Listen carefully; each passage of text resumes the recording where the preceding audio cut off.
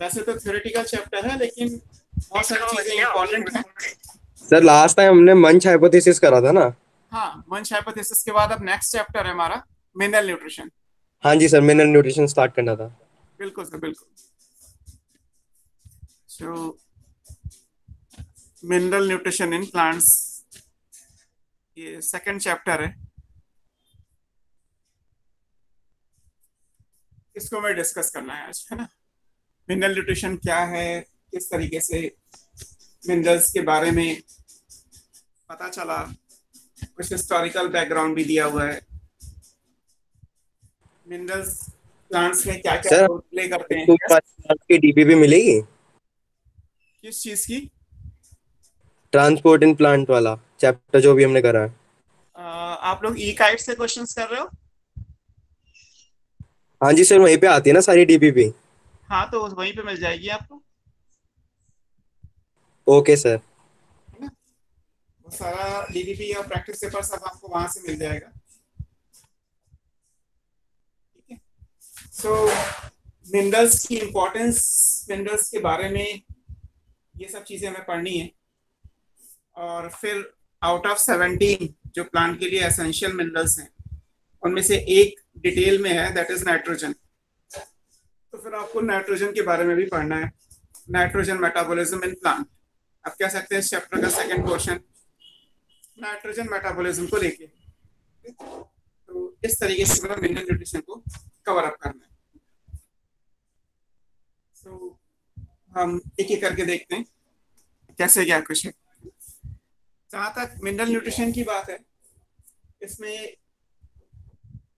जो इम्पोर्टेंट है, एक नाम वॉन हेलमोंट का है, ये आपको याद रखना है। इन्होंने फर्स्ट टाइम पे ये सजेस्ट किया था कि प्लांट की लाइफ के लिए वाटर इंपॉर्टेंट है, इंपॉर्टेंस ऑफ वाटर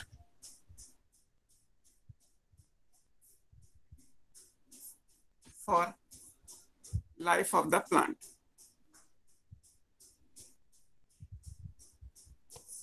एक प्लांट की लाइफ में वाटर की इंपॉर्टेंस क्या है, इस चीज को कवर अप करने के लिए एक साइंटिस्ट का नाम आपको याद रखना है, वो वॉन हेलमोंट, ये आपको याद रखना है। दूसरी चीज जहां तक बात है, एक लीबेक साइंटिस्ट है। ये सब साइंटिस्ट के नाम है, इसमें दो या तीन साइंटिस्ट के नाम है, वो याद रखना है। इन्होंने एक लॉ दिया, उसे हम लॉ ऑफ मिनिमम कहते हैं। इसी लॉ ऑफ मिनिमम से आगे जाके आप फोटोसिंथेसिस में ब्लैकमैन्स लॉ ऑफ लिमिटिंग फैक्टर पढ़ते हैं। तो एक लॉ सर ऑफ आपकी स्क्रीन नहीं आ रही। मेरी स्क्रीन आ रही,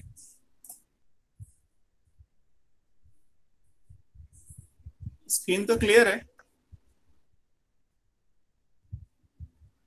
कुछ हाँ जी देखो। सर, हाँ जी सर, अब आ गई। सो लीबेक ने लॉ ऑफ मिनिमम दिया। लॉ ऑफ मिनिमम इस चीज पे वर्क करता है कि जैसे हम ब्लैकमैन्स लॉ ऑफ लिमिटिंग फैक्टर पढ़ते हैं, जो सॉइल से न्यूट्रिएंट्स मिल रहे हैं और उनका प्रोपोर्शनेट अमाउंट की बात करें, तो डेफिशिएंसी हम कैलकुलेट कर सकते हैं। सो लॉ ऑफ मिनिमम ये हुआ कि किसी केमिकल रिएक्शंस में बहुत सारे फैक्टर्स काम कर रहे हैं, तो जो फैक्टर अपनी मिनिमम क्वांटिटी में होगा, सबसे कम क्वांटिटी में होगा, रेट ऑफ द रिएक्शन वही गवर्न करता है। तो लीबेक ने एक लॉ ऑफ मिनिमम दिया।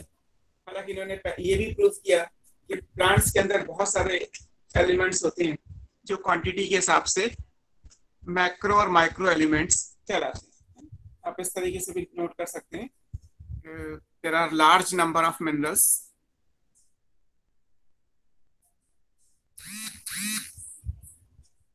इन प्लांट्स। और फिर इनको अभी हम लिखेंगे, ये कौन कौन से हैं। कुछ मैक्रो एलिमेंट हैं और कुछ माइक्रो एलिमेंट है। क्वांटिटी के हिसाब से ये मैक्रो और माइक्रो एलिमेंट्स कहलाते हैं। तो एलिमेंट्स की इंपॉर्टेंस और लॉ ऑफ मिनिमम ये ली गई। फिर इसके बाद एनसीईआरटी में जो नाम दिया है वो आपको याद रखना है, जूलियन वैन सैक, जेवी सैक का नाम दिया है। और जेवी सैक ने फर्स्ट टेक्निक डेवलप की थी, और उसको हम सॉइल लेस कल्चर कहते हैं, बिना सॉइल के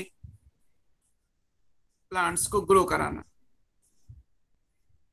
क्योंकि ये सॉइल लेस कल्चर पानी में किया था उन्होंने, तो ये वाटर कल्चर आप लिख सकते हैं, एक्वाकल्चर, या इसको जो प्रॉपर नाम दिया वो हाइड्रोपोनिक्स दिया गया।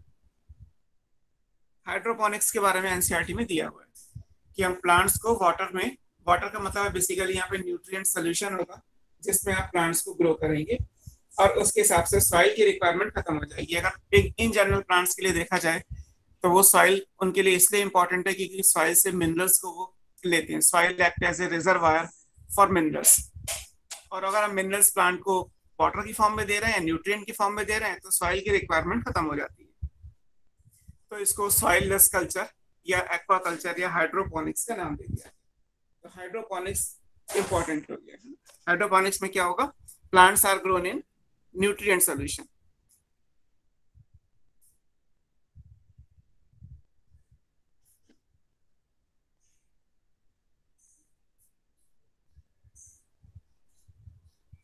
प्लांट्स को न्यूट्रिएंट सोल्यूशन के अंदर ग्रो कराया जाएगा। Nutrient solution is a type of solution which has all the essential nutrients in appropriate quantity required for the normal growth and development of the plant. Plant को normally grow करने के लिए, develop करने के लिए daily basis पे जितनी quantity में जो न्यूट्रिएंट्स चाहिए वो सारे इसके अंदर हैं। प्लांट को जितना carbon, nitrogen, oxygen, phosphorus, potassium जो भी कुछ चाहिए वो सब कुछ अप्रोप्रिएट क्वांटिटी में है जो प्लांट को नॉर्मल ग्रोथ एंड डेवलपमेंट करने के लिए जरूरत पड़ता है। उस तरीके से एक सोल्यूशन बनाया गया और उस सोल्यूशन में जो है वो ग्रो कर लिया गया। तो ये फर्स्ट सॉइललेस कल्चर हो गया जो जेवी सैक ने दिया। ये इंपॉर्टेंट हो गया। फिर इसी तरीके से जो वर्ड, ये तो है आप सॉइललेस कल्चर का एक डायग्राम सा बना हुआ है बुक में। मान लीजिए ये एक वुडन ब्लॉक है,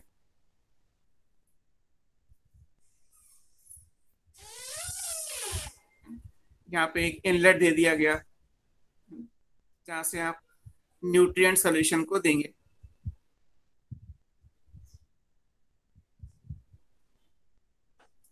यहाँ पे एक आउटलेट है जहां से बाहर आ जाएगा। यहाँ पे छोटे छोटे होल्स बने होते हैं वुडन बॉक्स में जिनके ऊपर हम प्लांट्स को ग्रो कराएंगे।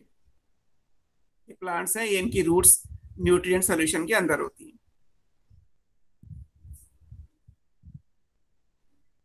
इस तरीके से प्लांट्स ग्रो करेंगे।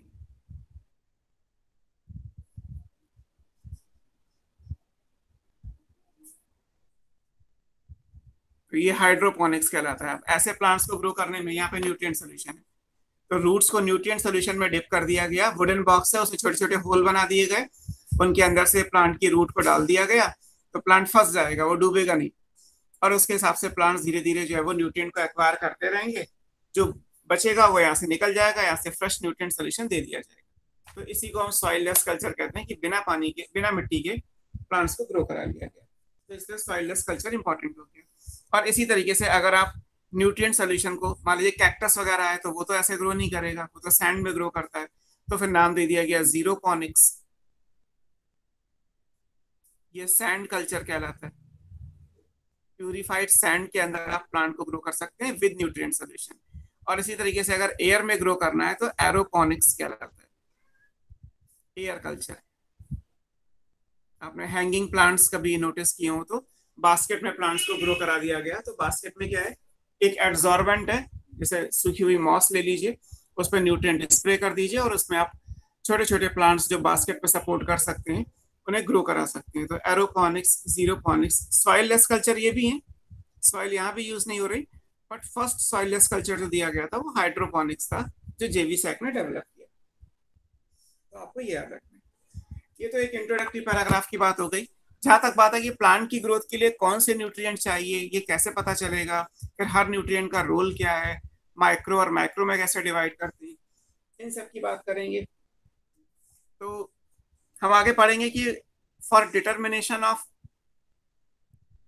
ग्रोथ, ग्रोथ एंड डेवलपमेंट आप पढ़ेंगे। तो ग्रोथ को होने के लिए, जैसे हमने कहा कि न्यूट्रिएंट ग्रोथ एंड डेवलपमेंट के लिए चाहिए, तो ग्रोथ एंड डेवलपमेंट के क्राइटेरिया क्या होंगे? तो ग्रोथ मेजरमेंट में हम जो क्राइटेरिया यूज करते हैं,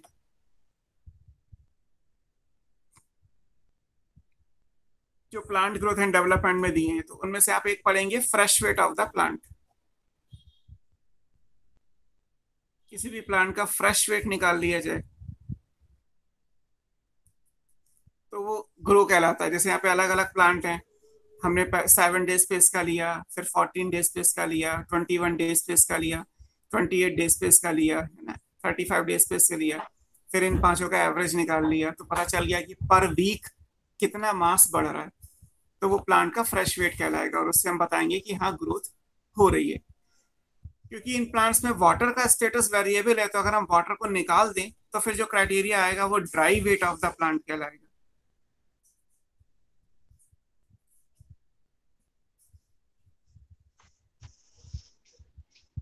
है ना, ये ज्यादा एक्यूरेसी है DW। और आगे फिर पूरी बायो में इलेवन ट्वेल्थ के चैप्टर में भी हर जगह ड्राई वेट बेसिस लिखा होगा, है ना, दिस मच, और आगे लिखा होगा dry weight basis. Dry weight basis का मतलब है कि हम ड्राई वेट के हिसाब से चीजों को पढ़ रहे हैं। तो प्लांट का अगर हम ड्राई वेट लेते हैं तो ड्राई वेट के अंदर वाटर नहीं होगा, बाकी सब चीजें होंगी। ड्राई वेट लेने के लिए क्या करते हैं, हम प्लांट को बर्न कर देंगे, हीट कर दीजिए आप प्लांट को 100 डिग्री सेंटीग्रेड पे, 24 घंटे के लिए छोड़ दीजिए, 24 आवर्स के लिए। तो प्लांट के बायोमास को पेपर में रैप करके ओवन में डाल दीजिए, 100 डिग्री सेंटीग्रेड टेम्परेचर सेट कर दीजिए और 24 घंटे के लिए छोड़ दीजिए, तो ब्लैक या ब्राउन कलर का आपको जो है मटेरियल मिल जाएगा। तो वो dry weight of the plant कहलाएगा। उसमें सारे ऑर्गेनिक और इनऑर्गेनिक मटेरियल होंगे, सिर्फ वाटर जो है वो निकल के बाहर चला जाएगा। हालांकि जो मिनरल्स हैं इस चैप्टर में जो आपको पढ़ने वो इनऑर्गेनिक स्टेट में है, और इनऑर्गेनिक फॉर्म के लिए आपको क्या करना पड़ेगा, आप प्लांट ऐश बनाएंगे।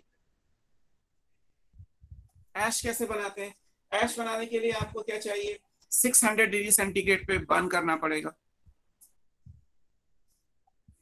4 आवर्स के लिए। जब आप 600 डिग्री सेंटीग्रेड पे प्लांट के बायोमास को बर्न करेंगे तो फिर उसके अंदर जो है वो ऑर्गेनिक मैटर डिसोशिएट करके इनऑर्गेनिक मटेरियल में आ जाएगा, है ना। तो यहाँ से हमें इनऑर्गेनिक फॉर्म्स में मिनरल्स मिल जाएंगे और इन्हीं इनऑर्गेनिक मिनरल्स को फिर आगे हमें स्टडी करना है। इसलिए ये इंपॉर्टेंट है कि आपको पहले प्लांट ऐश बनानी होगी, है ना, has inorganic elements, carbon dioxide, sulphur, sulphate, magnesium, calcium, iron, ये सब आपको प्लांट ऐश में मिलेगा। ड्राई वेट में अगर आप सोचोगे तो आपको protein, carbohydrate, fat, lipid, nucleic acid, vitamin, organic components मिलेंगे। और अगर आपने वाटर के साथ लिया होता है इन्हीं ऑर्गेनिक कंपोनेंट को तो fresh weight of the plant बनता है। तो हमें एक प्लांट ऐश चाहिए। अब अगर इस प्लांट ऐश की हम केमिकल एनालिसिस करें,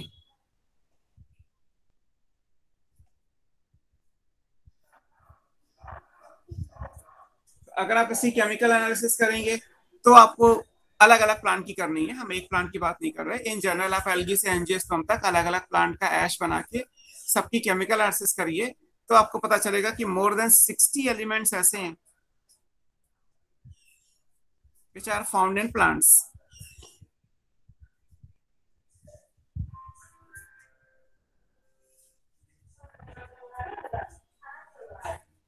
मोर than 60 elements are found in different plants. तो पीरियोडिक टेबल के हिसाब से मोर देन 100 है, बट प्लांट्स के अंदर जो नेचुरली अकरिंग मिलेंगे आपको वो लगभग 60 एलिमेंट्स मिल जाएंगे। हालांकि ये सारे एलिमेंट्स प्लांट के अंदर कॉमन नहीं है। अगर हम इसमें से बात करेंगे तो ये इंपॉर्टेंट हो जाएगा कि मोर देन 60 एलिमेंट में से 17, और अगर 17 ऑप्शन नहीं दिया है तो 16 आंसर होगा, ऐसे न्यूट्रिएंट्स हैं जिन्हें हम एसेंशियल बोलते हैं।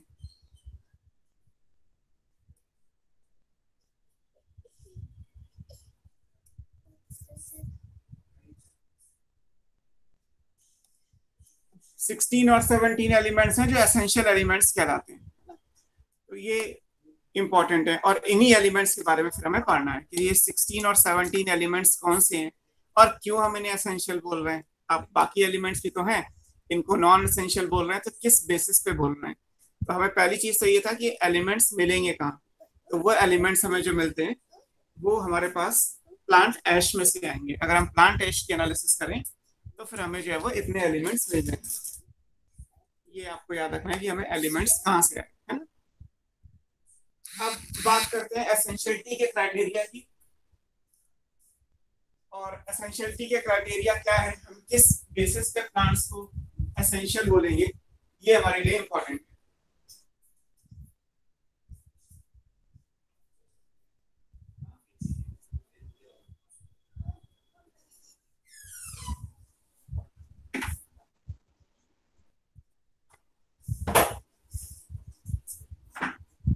और ये क्राइटेरिया एर्नॉन ने दिए थे पहले, सबसे पहले, कि अगर आप किसी भी एलिमेंट्स को एसेंशियल एलिमेंट्स बोलते हैं तो क्या क्या क्राइटेरिया है हमारे पास, उसे हम बोलते हैं criteria for essentiality of an element.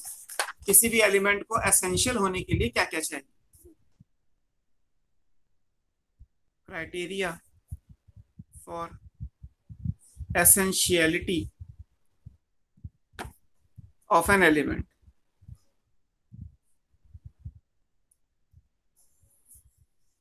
किसी भी एलिमेंट को अगर एसेंशियल एलिमेंट्स बोल रहे हैं तो उसके लिए क्या क्या क्राइटेरिया होने चाहिए, और ये एर्नॉन ने सबसे पहले दिए थे। इनको हम criteria for essentiality of elements बोलते हैं। क्या क्या क्राइटेरिया है, 3 क्राइटेरिया है। पहला क्राइटेरिया ये है, कोई भी एलिमेंट है it must be directly involve,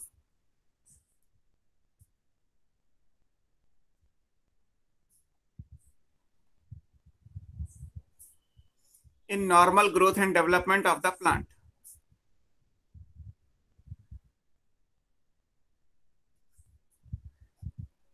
plant की नॉर्मल ग्रोथ एंड डेवलपमेंट के लिए, प्लांट की नॉर्मल मेटाबॉलिज्म के लिए ये एलिमेंट्स डायरेक्टली इन्वॉल्व होना चाहिए। जैसे नाइट्रोजन अगर एसेंशियल है तो पता है कि नाइट्रोजन सीधे सीधे नाइट्रोजनस बेस में चाहिए, उससे न्यूक्लिक एसिड बनेगा।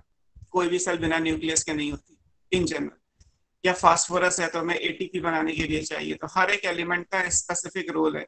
It must be directly involve in normal growth and development of the plant. ये फर्स्ट कहलाएगा, है ना। दूसरा क्या है, इनको आप रिप्लेस नहीं कर सकते, मस्ट बी स्पेसिफिक। स्पेसिफिक का मतलब है नॉट रिप्लेसेबल। आप एलिमेंट को रिप्लेस नहीं कर सकते कि कैल्शियम मान लीजिए कोई काम करता है और अगर कैल्शियम नहीं है तो वो काम मैग्नीशियम से करा लिया जाए, वो चीज नहीं हो सकती। हर एक एलिमेंट का रोल फिक्स है, और अगर वो एलिमेंट मिसिंग होगा तो फिर वो काम नहीं होगा, क्योंकि कोई भी एलिमेंट वो काम नहीं कर सकता। तो it must be specific, not replaceable. आप material, audio sorry, audio clear नहीं है आपकी। ऑडियो क्लियर नहीं है, ऑडियो तो ठीक आ रहा है। It must B, sir fluctuate, कुछ कनेक्शन ब्रेक होकर आ रही है। मेरे पॉइंट ऑफ व्यू से आपकी आवाज क्लियर आ रही है, बाकी हो सकता है कुछ connection issue. So element must be specific, आप उनको रिप्लेस नहीं कर सकते। किसी भी एक एलिमेंट को दूसरे एलिमेंट से रिप्लेस नहीं किया जा सकता। और थर्ड, अगर रिप्लेसमेंट नहीं होगा, मान लीजिए एक एक्स एलिमेंट है और वो वाई से रिप्लेस नहीं हो रहा, क्योंकि प्लांट को एक्स एलिमेंट मिला नहीं और एक्स एलिमेंट का कोई डायरेक्ट फंक्शन है, तो in absence of that if deficient, तो फिर उसके कुछ डेफिशिएंसी के सिम्टम्स भी आएंगे। थर्ड क्राइटेरिया क्या है, if element is deficient then must produce deficiency symptoms। तो फिर कुछ ना कुछ डेफिशिएंसी के सिम्टम्स आएंगे, है ना। पहली बात यह है कि कैल्शियम डायरेक्टली इन्वॉल्व है, फॉर एग्जांपल। दूसरी बात यह है कि कैल्शियम का हम रिप्लेसमेंट नहीं कर सकते, कैल्शियम की जगह वो काम मैग्नीशियम नहीं कर सकता। तीसरी बात यह है कि अगर कैल्शियम का काम कोई और नहीं कर सकता और कैल्शियम सॉइल से प्लांट को नहीं मिला तो क्या होगा, तो फिर कैल्शियम की डेफिशिएंसी के सिम्टम्स आ जाएंगे। अब जो सिम्टम्स हैं वो कैल्शियम की डेफिशिएंसी के हैं, किसी और वजह से नहीं है, ये पता कैसे चलेगा, तो ये भी इंपॉर्टेंट है। जैसे मान लीजिए हम अगर बात करें क्लोरोसिस की, आपकी बुक में आगे दिया हुआ है क्लोरोसिस लॉस ऑफ क्लोरोफिल कहलाता है। अब लॉस ऑफ क्लोरोफिल अगर हुआ तो वो तो वायरस से भी होता है। किसी प्लांट को अगर वायरस का इन्फेक्शन है तो भी वो क्लोरोसिस कॉज कर सकता है। किसी प्लांट को अगर मान लीजिए नाइट्रोजन की डेफिशिएंसी है या सल्फर की डेफिशिएंसी है तो भी क्लोरोसिस होती है।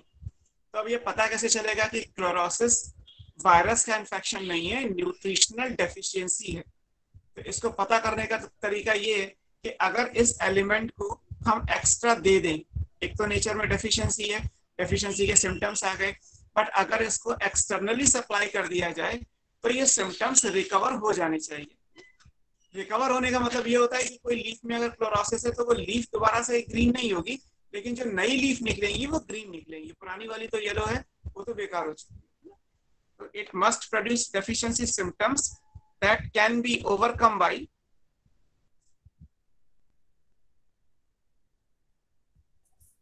applying the same element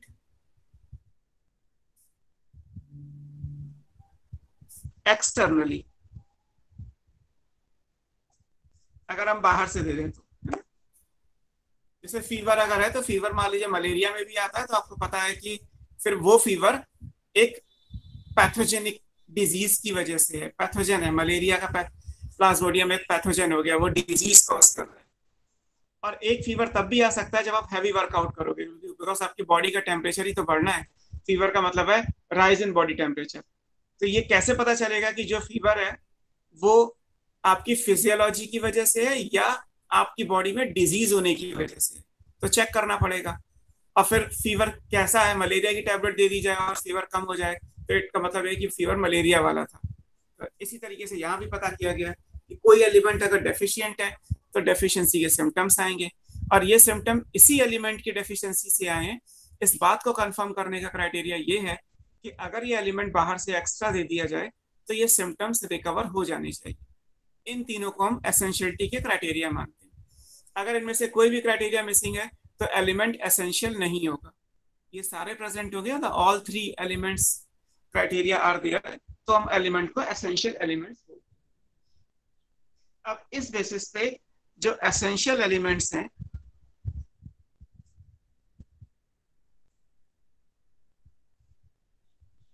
इनको 2 में डिवाइड किया गया है। किस बेसिस पे किया गया है? On the basis of daily requirement.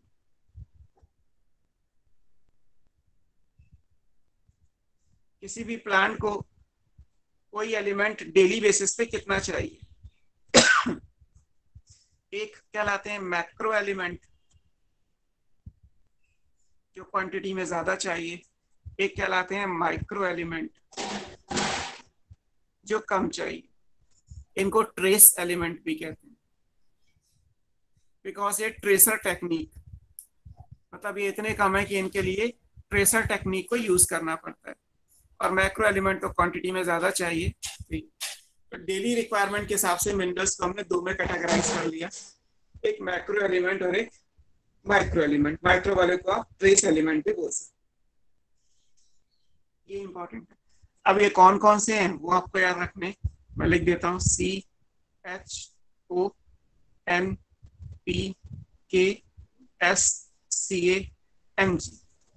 Total 9 in number है।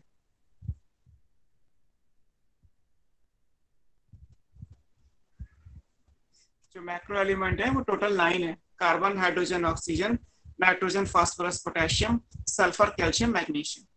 इनकी जो डेली रिक्वायरमेंट है वो कितनी है?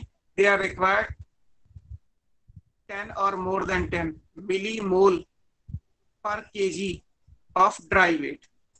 हमने लिखा है कि ड्राई वेट के बेसिस पे हम देखते हैं, तो ड्राई वेट बेसिस पे अगर कहा जाए तो 10 मिलीमोल पर केजी ऑफ ड्राई वेट या उससे ज्यादा की क्वांटिटी में अगर है तो वो एलिमेंट मैक्रो एलिमेंट कहलाएगा। और ये टोटल 9 नंबर में, तो आपको ये मैक्रो एलिमेंट्स याद रखना। फिर इसी तरीके से कुछ जो दूसरे हैं वो माइक्रो एलिमेंट्स कहलाएंगे। माइक्रो एलिमेंट की जो क्वांटिटी है वो आप एनसीईआरटी के हिसाब से सिंपल है कि 10 से कम हो जाए। ये कितने हैं? 9 अगर ये है तो क्योंकि टोटल एसेंशियल कितने हैं? 17। एनसीईआरटी के हिसाब से डेटा कितना है? एसेंशियल एलिमेंट 17 नंबर में। तो रिमेनिंग जो 8 होंगे वो क्या कहलाएंगे? माइक्रो या ट्रेस एलिमेंट कहलाएंगे। वो कौन कौन से हैं? Iron, copper, manganese, zinc, boron. Sir किसी किसी प्लांट्स में एसेंशियल एलिमेंट 16 भी होते हैं क्या? हाँ वो भी आ जाएगा, क्राइटेरिया आ जाएगा। कैल्शियम और एक लास्ट में निकल। ये iron, copper, manganese, zinc, boron, molybdenum, chlorine और ये निकेल। ये निकेल 17th है, स्टार लगा हुआ है।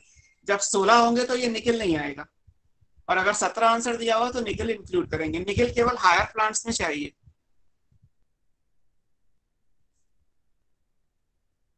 एंजियोस्पर्म्स में। जैसे तो सर था अगर कि 17 और 16 दोनों हो तो आप कौन सा करेंगे? दोनों नहीं होंगे बेटे, आंसर होंगे ही नहीं। या तो 17 होगा या तो 16 होगा, है ना? हाँ हाँ, 17 होगा या 16 होगा, मतलब 17 ऑप्शन नहीं है तो 18 नहीं हो सकता, 16 हो जाएगा आंसर। ठीक है, 18 किसी केस में नहीं ओके आएगा, सर। 17 या 16। अगर ऐसे ओके आ जाए सर। तो इनमें से कौन सा सिर्फ हायर प्लांट्स में चाहिए, तो ये लिखा है निकेल चाहिए। दैट 17th एलिमेंट जो बाद में ऐड किया गया वो निकेल है। और ये केवल फ्लावरिंग के लिए चाहिए, फ्लावरिंग केवल एंजियोस्पर्म में होती है, बाकी में तो नहीं है। बाकी सब अगर देखा जाए तो वो एल्गी से एंजियोस्पर्म तक सब प्रेजेंट है, लेकिन निकेल केवल हायर प्लांट्स में चाहिए, इसीलिए मैंने निकेल को अलग लिखा हुआ है। और इनमें ये टोटल 8 नंबर में हो गए, और इनकी क्वांटिटी वैसे तो 10 मिलीमोल हो जाएगी, लेस देन 10 मिलीमोल पर केजी ऑफ ड्राई वेट। 10 से कम है तो ये, और 10 या 10 से ज्यादा है तो फिर मैक्रो। तो सिंपल सा है कि हम इस तरीके से ले सकते हैं। इस बेसिस पे मैक्रो और माइक्रो एलिमेंट्स डिफाइन किए जाते हैं। तो ये बात हो गई मैक्रो और माइक्रो की, या डेली रिक्वायरमेंट के हिसाब से। फिर एक फंक्शनल क्राइटेरिया भी दिया है कि मिनरल्स का क्लासिफिकेशन हम फंक्शनल बेसिस पे भी कर सकते हैं, on the basis of common function.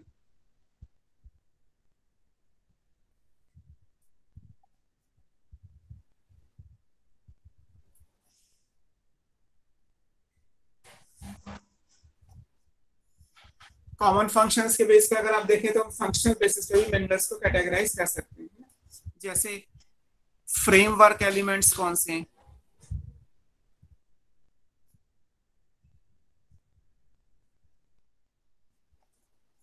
Framework का मतलब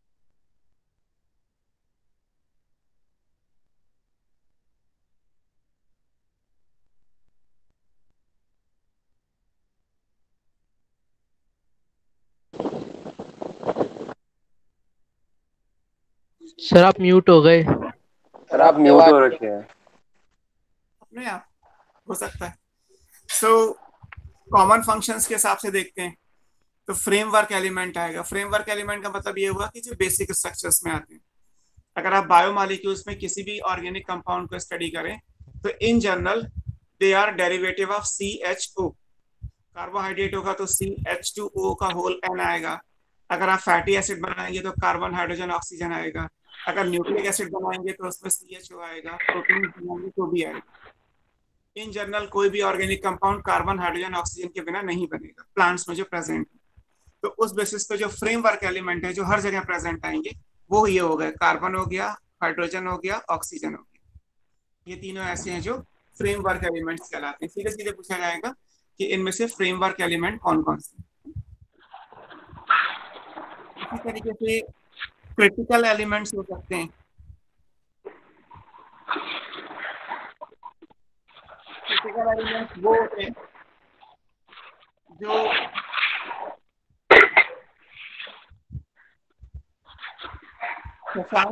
आपका ऑन है क्या? डिस्टर्बेंस आ रहा है। क्रिटिकल एलिमेंट्स कौन से हैं? क्रिटिकल एलिमेंट्स वो हैं जो सॉइल में ऑलवेज डेफिशिएंट है। जैसे हमने लिखा कि प्लांट को इतनी क्वांटिटी में डेली चाहिए नॉर्मल ग्रोथ एंड डेवलपमेंट के हिसाब से। बट अगर आप in general across the world कहीं भी सॉइल टेस्टिंग करेंगे, अगर आप यहाँ भी दिल्ली में करें तो एक प्लांट को अपनी डेली बेसिस पे जितना नाइट्रोजन चाहिए उतना सॉइल से नहीं मिलता। आप मान सकते हैं कि रोड के साइड में जितने भी प्लांट्स लगे हैं, पार्क में जितने भी लगे हैं, जिन्हें कोई फर्टिलाइजर नहीं दिया जाता, वो बेसिकली नाइट्रोजन की डेफिशिएंसी में ही ग्रो कर रहे हैं। हमें पता ही नहीं चल रहा है कि वहां पर डेफिशिएंसी है। और जब एग्रीकल्चर में आप किसी प्लांट को ग्रो कराते हैं तो क्योंकि उससे आपको फायदा लेना है, आपको अच्छी प्रोडक्टिविटी चाहिए, अच्छी यील्ड चाहिए, तो आप फिर फर्टिलाइजर की फॉर्म में नाइट्रोजन सप्लाई करते ही है। तो ऐसे एलिमेंट्स जो ऑलवेज डेफिशिएंट हैं, क्रिटिकल एलिमेंट्स वो होते हैं जो ऑलवेज डेफिशिएंट हैं इन सॉइल। वो है नाइट्रोजन, फास्फोरस, पोटेशियम। 3 एलिमेंट ऐसे हैं जो हमेशा डेफिशिएंट होंगे। NPK, इनको आप क्रिटिकल एलिमेंट्स बोलते हैं because these are always deficient in soil. इसी तरीके से प्रोटोप्लाज्मिक हो सकते हैं। किसी भी सेल के प्रोटोप्लाज्म में कौन कौन से एलिमेंट्स आते हैं? प्रोटोप्लाज्म, सेल वॉल को छोड़ के सेल में जो बचेगा वो प्रोटोप्लाज्म कहलाएगा। तो प्रोटोप्लाज्मिक एलिमेंट्स के बेस पे अगर देखा जाए तो क्या क्या आएगा? तो इसमें कार्बन, हाइड्रोजन, ऑक्सीजन तो आएगा ही आएगा। इसके अलावा अगर देखा जाए तो नाइट्रोजन आएगा, फास्फोरस आएगा, सल्फर आएगा, मैग्नीशियम आएगा, आयरन आएगा। ये ऐसे हैं जो सेल के प्रोटोप्लाज्म में प्रेजेंट होते हैं, इसलिए ये प्रोटोप्लाज्मिक एलिमेंट्स कहलाते हैं। फिर देयर आर फ्यू जो कैटायन एनायन बैलेंस में आ जाएंगे। कहीं भी सेल के अंदर या सेल के सेल ऑर्गेनेल में कोई बैलेंस करना होगा, बैलेंसिंग एलिमेंट्स, तो कैटायन एनायन बैलेंस में कौन से आएंगे? उसमें केप आएगा, Cl आएगा। इन जनरल पोटेशियम और क्लोरीन ये कैटायनिक एनायनिक बैलेंस में इन्वॉल्व होते हैं। पॉजिटिवली चार्ज के पॉजिटिव हो गया, निगेटिवली चार्ज अगर देखा जाए तो Cl निगेटिव हो गया, तो उसके हिसाब से कैटायन एनायन बैलेंस में इन्वॉल्व हो गए, तो इनको हम बैलेंसिंग एलिमेंट बोल देंगे। जब कैल्शियम, ये पोटेशियम नहीं होता तो ये कम कैल्शियम से भी हो जाता है। तो पोटेशियम हो गया, कैल्शियम हो गया, क्लोरीन हो गया, ये कैटायन एनायन बैलेंस के अंदर आ जाएंगे ऐसे। इसी तरीके से कोफैक्टर्स की फॉर्म में हो सकते हैं। एंजाइम में आपने कोफैक्टर्स पढ़े होंगे। कुछ एंजाइम की एक्टिविटी को कंप्लीट करने के लिए मेटालायंस चाहिए होते हैं, and those metal ions work as cofactor. तो जो एंजाइम की एक्टिविटी में इन्वॉल्व होंगे उनमें अगर देखा जाए तो कैल्शियम है, मैग्नीशियम है, पोटेशियम है, जिंक है, आयरन है ना, मोलिब्डेनम है, ये सब ऐसे हैं, या कॉपर है, निकेल है, ये सब कोफैक्टर ऑफ एंजाइम के अंदर आते हैं ना। अलग अलग एंजाइम के कोफैक्टर्स में अलग अलग एलिमेंट्स आते हैं। तो ये इन जनरल हम फंक्शनल बेसिस पे भी कैटेगराइज कर सकते हैं, और डेली रिक्वायरमेंट के हिसाब से अगर करना चाहें तो वो भी कर सकते हैं। तो ये बात हो गई एलिमेंट्स की इन जनरल। अब इसके बाद आपको क्या क्या करना है? आपको इन सभी एलिमेंट्स जो यहाँ पे लिखे हुए हैं 17 एलिमेंट्स, इसमें से कार्बन, हाइड्रोजन, ऑक्सीजन के बारे में एनसीईआरटी में नहीं होगा, बिकॉज CHO के बारे में आप कुछ भी लिख लीजिए जो आपको समझ में आए। कार्बन, हाइड्रोजन, ऑक्सीजन तो हर जगह प्रेजेंट है। अगर आप लिख दें कि कार्बन के फंक्शन में लिख दें कि वो न्यूक्लिक एसिड के लिए चाहिए तो गलत तो नहीं है। कार्बन में नाइट्रोजनस, न्यूक्लिक एसिड में नाइट्रोजनस बेस आएगा, और नाइट्रोजनस बेस में कार्बन स्केलेटन तो आएगा ही आएगा। तो CHO के बारे में तो एनसीईआरटी में नहीं दिया है। उसके बाद से अगर आप देखेंगे तो NPK, SCA, Mg और बाकी सारे माइक्रो एलिमेंट्स, इन सब के बारे में पढ़ना है आपको। किसी भी एलिमेंट के बारे में हमें 3 चीजें पढ़नी है। जो एलिमेंट है वो किस फॉर्म में एब्जॉर्ब होता है। जैसे हमने लिखा कार्बन, कार्बन प्लांट में किस फॉर्म में आएगा? कार्बन डाइऑक्साइड की फॉर्म में आएगा। नाइट्रोजन ये किस फॉर्म में आएगा? अमोनियम आयन है, नाइट्रेट आयन है, नाइट्राइट आयन है, इस फॉर्म में आएगा। क्लोरीन किस फॉर्म में आएगा? क्लोराइड आयन की फॉर्म में आएगा। पोटेशियम किस फॉर्म में आएगा? पोटेशियम आयन की फॉर्म में आएगा। तो कोई भी एलिमेंट किस फॉर्म के अंदर एब्जॉर्ब होता है, एक तो ये इंपॉर्टेंट है। दूसरा हमने लिखा कि क्राइटेरिया में लिखा है कि डायरेक्टली इन्वॉल्व होना चाहिए, normal growth and metabolism of the plant. तो कोई भी एलिमेंट का फंक्शन क्या है? अब नाइट्रोजन का फंक्शंस क्या है कि नाइट्रोजन न्यूक्लिक एसिड में चाहिए, नाइट्रोजन अमाइनो एसिड्स में चाहिए, नाइट्रोजन प्रोटीन के लिए चाहिए, बहुत सारे विटामिन में नाइट्रोजन आ जाएगा। तो नाइट्रोजन का रोल क्या है? इसी तरीके से पोटेशियम का रोल क्या है, सल्फर या कैल्शियम का रोल क्या है। तो हमें ये पढ़ना है कि एलिमेंट का रोल क्या है। और थर्ड, अगर एलिमेंट डेफिशिएंट है तो उसके डेफिशिएंसी के सिम्टम्स क्या क्या होते हैं। तो एनसीईआरटी में जब आप पढ़ेंगे तो सबसे पहले हेडिंग दी हुई है role of macro and micro nutrients, जिसमें 2 चीजें लिखी हैं, एलिमेंट किस फॉर्म में एब्जॉर्ब होता है और उसका रोल क्या है। और फिर एक बार टॉपिक दिया है डेफिशिएंसी ऑफ न्यूट्रिएंट्स, तो उसमें लिखा है कि कौन से एलिमेंट क्या डेफिशिएंसी कॉज करते हैं। थ्योरेटिकल है, आपको जितना एनसीईआरटी में दे रखा है उतना सिर्फ याद करना है, जैसे दे रखा है वैसे याद कर लीजिए, है ना। हम उस चीज को भी डिस्कस नहीं कर रहे क्योंकि हर एक एलिमेंट का क्या फंक्शन है, क्या डेफिशिएंसी है, ये एनसीईआरटी ने गिवन है और ये आपको फिर अपने आप करना है। मैंने आपको समराइज कर दिया कि मिनरल न्यूट्रिशन में हमारे लिए क्या क्या चीजें इंपॉर्टेंट है। बाकी जो है वो आप एक बार एनसीईआरटी से पढ़ेंगे तो आपको क्लियर हो जाएगा कि कौन कौन से एलिमेंट्स का क्या क्या रोल आएगा और वो डेफिशिएंसी किस फॉर्म में आएगी, अगर आती है तो किस फॉर्म में डेफिशिएंसी आती है, वो इम्पोर्टेंट। हम इस चीज को छोड़ के, that is role and deficiency, आपको इन शॉर्ट लिख दे रहा हूं कि हमें क्या क्या पढ़ना है। आप ये पढ़ना आपको ही है, क्योंकि हम पढ़ाएंगे तो पूरी क्लास उसी में चली जाएगी। तो इसलिए आपको पढ़ना है रोल ऑफ न्यूट्रिएंट्स, इसमें मैक्रो और माइक्रो दोनों आएंगे। ये जो हेडिंग दी हुई है रोल ऑफ न्यूट्रिएंट्स, इसमें दो चीजें हैं, एक तो जो भी मिनरल है वो किस फॉर्म में एब्जॉर्ब होता है, एब्जॉर्ब एज, और फिर उसके बाद उसके फंक्शंस क्या हैं, ये आपको अपने आप करना है। एनसीईआरटी में छोटे छोटे पैराग्राफ हैं, 2-2 3-3 लाइन के, वो करना है।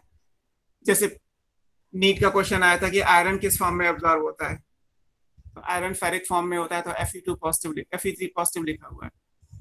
तो बस आपको इतना याद रखना है कि आयरन फेरिक फॉर्म में आता है ना। वैसे भी आप समझ जाओगे, मैंने पिछली क्लास में डील किया था कि मिनरल्स एक्टिवली एब्जॉर्ब होते हैं बिकॉज वो चार्ज हैं, they are not able to cross the membrane. तो बेसिकली हर एक एलिमेंट का आयन क्या बनेगा वो आपको देखना है। नाइट्रोजन है तो अमोनियम नाइट्राइट नाइट्रेट, फिर फास्फोरस है तो फास्फेट आयन होता है, PO4 3 नेगेटिव।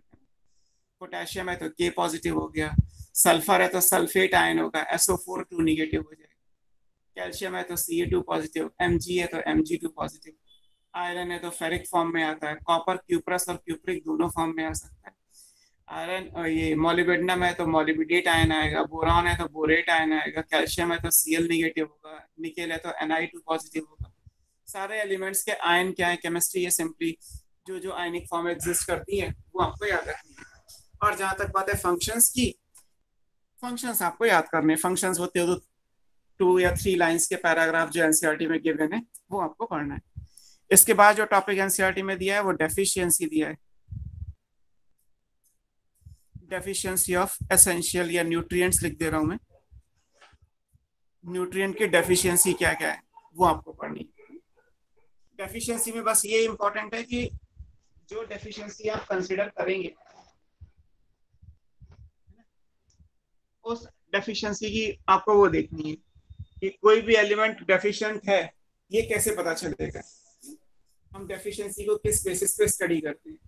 तो वो एक पैराग्राफ दिया हुआ है डेफिशिएंसी का, वो आपको देखना है कि जैसे आपने प्लांट को ग्रो कराया, प्लांट को ग्रो कराने में अगर आपको लगे कभी ऐसा कि जो वेट है उसमें रिडक्शन हो रहा है या कुछ सिम्टम्स आ रहे हैं डेफिशिएंसी के, तो वो सिम्टम्स आपको मतलब वो आपको देखना है कि है ना। जैसे आप इसमें एक पढ़ेंगे तो एक वर्ड आएगा क्रिटिकल कंसंट्रेशन।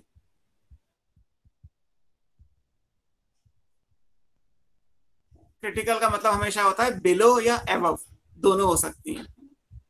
जैसे मान लीजिए अगर ये कहा जाए कि कोई एक एलिमेंट है जो मुझे X कंसंट्रेशन में चाहिए, तो जैसे ही वो X कंसंट्रेशन से कम होगा तो इसका मतलब डेफिशिएंसी होनी चाहिए। मान लीजिए हमारी बॉडी में कह दिया जाए, फॉर एग्जांपल किसी प्लांट के लिए, मैं लिख दे रहा हूँ समझाने के लिए, कि किसी प्लांट में मान लीजिए कैल्शियम है, आपने कहा कि कैल्शियम की कॉन्सेंट्रेशन सर मुझे 10 मिलीमोल पर केजी ऑफ ड्राई वेट चाहिए, इससे ज्यादा चाहिए, इससे ज्यादा का मैंने लिखा है तो इसका मतलब ये हुआ कि क्या मैं 9.9 मिलीमोल दे दूं तो डेफिशिएंसी के सिम्टम्स आ जाएंगे? एक्चुअली नहीं आएंगे, क्योंकि ये जो डेटा लिखा होता है ये हमेशा एवरेज लेके दिया जाता है। बहुत सारी एरर भी इसमें दी होती है, स्टैट्स है, स्टैटिक्स में एरर भी लगाई जाती है। तो इट मींस कि वो पर्टिकुलर कॉन्सेंट्रेशन जिससे नीचे जाने पे कैल्शियम की डेफिशिएंसी के सिम्टम्स आ जाएंगे। अब नीचे क्या जाएंगे, 10 से नीचे 9.9 हो गया, पता चला हमने 9.3 मिलीमोल दिया, फिर हमने 9.1 मिलीमोल दिया, देख रहे हैं, और मुझे ऐसा सब लगा कि नहीं यार इसके बीच में कहीं आ रहा है, तो मैंने 9.2 दे दिया, तो इसका मतलब है कि 9.2 मिलीमोल से जैसे ही नीचे जाओगे वैसे ही कैल्शियम की डेफिशिएंसी के आने लगेंगे, जबकि लिखा क्या है कि कैल्शियम की रिक्वायरमेंट कितनी है, 10 मिलीमोल या उससे ज्यादा की क्वांटिटी में चाहिए। तो क्रिटिकल का मतलब ये होता है कि अबव या बिलो, दोनों तरीके से ले सकते हैं।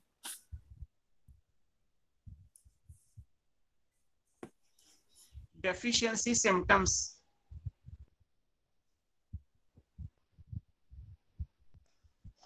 अपीयर, वो पर्टिकुलर कॉन्सेंट्रेशन जिसके नीचे जाने पे डेफिशिएंसी के सिम्टम्स आ जाएंगे, उस पर्टिकुलर कॉन्सेंट्रेशन को हम critical concentration of that element बोलते हैं। इस केस में हमारे लिए इंपॉर्टेंट क्या था, बिलो। हमने जो स्टडी किया वो क्या है, बिलो, कि अगर इस लेवल से नीचे चले जाएं तो डेफिशिएंसी के सिम्टम्स आने लगेंगे, उसको हम क्रिटिकल कॉन्सेंट्रेशन बोलते हैं। तो बस आपको ये क्रिटिकल कॉन्सेंट्रेशन वर्ड यहाँ पे याद रखना। फिर ये भी दिया है कि जो डेफिशिएंसी के सिम्टम्स हैं वो एलिमेंट्स वाइज अलग अलग आते हैं। हमने पढ़ा था पिछले चैप्टर में, कुछ एलिमेंट्स मोबाइल एलिमेंट हैं।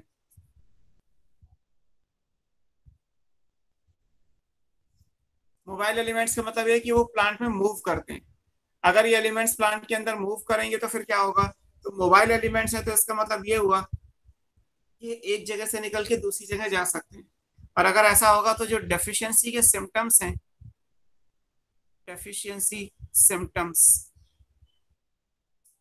First appear in older leaf, older parts of the plant लिख देता हूं।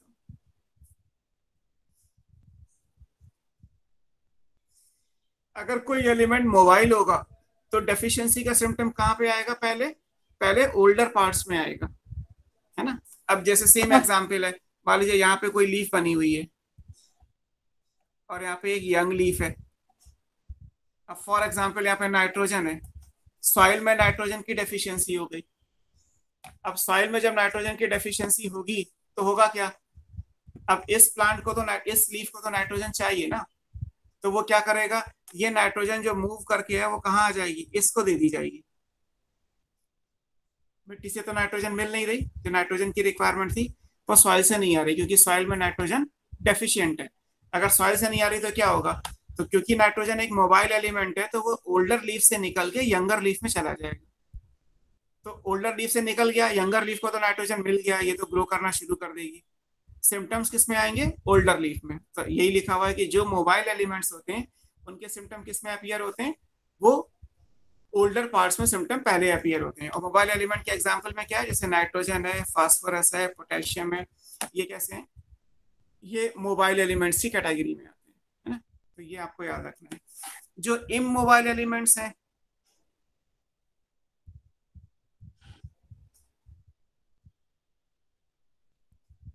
तो जो सिम्टम्स आएंगे वो यंगर में आएंगे।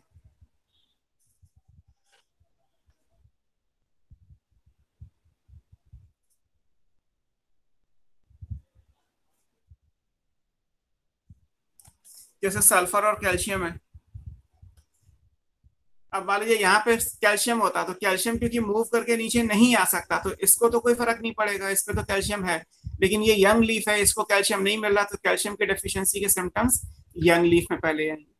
तो डेफिशिएंसी वाले पैराग्राफ में ये तीन चीजें इंपॉर्टेंट है, क्रिटिकल क्या है और कब एलिमेंट्स की डेफिशिएंसी के सिम्टम्स ओल्डर पार्ट्स में आएंगे और कब यंगर में आएंगे। जैसे पूछा जाता है कि chlorosis is a type of symptom, loss of chlorophyll. Chlorosis first appear in deficiency of, तो वो नाइट्रोजन के लिए आता है। And chlorosis in older leaf है तो नाइट्रोजन, और क्लोरोसिस इन यंगर लीफ है तो सल्फर। क्लोरोसिस मतलब लॉस ऑफ क्लोरोफिल। अब लॉस ऑफ क्लोरोफिल कहाँ हो रहा है, नाइट्रोजन के केस में क्योंकि ओल्डर पार्ट में पहले आता है तो ओल्डर लीफ की क्लोरोसिस आएगी। सल्फर के केस में यंगर पार्ट में पहले सिम्टम आता है तो क्लोरोसिस यंगर पार्ट में पहले हो जाएगी। तो इस तरीके से क्वेश्चंस पूछे जाते हैं, तो वो आपको याद रखना है। जहां तक सिम्टम्स की बात है, सिम्टम्स में जो इंपॉर्टेंट सिम्टम्स हैं उनमें क्लोरोसिस याद रखिएगा, this is loss of chlorophyll.